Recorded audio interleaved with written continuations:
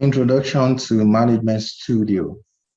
Um, let me start by letting you know that you are meant to remote into your server through the remote connection. So when you go to the search over here, you RDP or you type in remote and you prompt this remote connection to come up.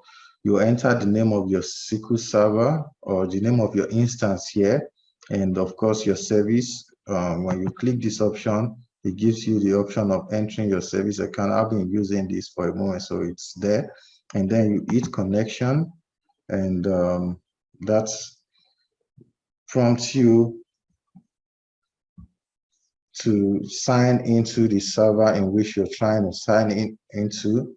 Right now, I'm in my DC and my domain controller remoting into this computer one.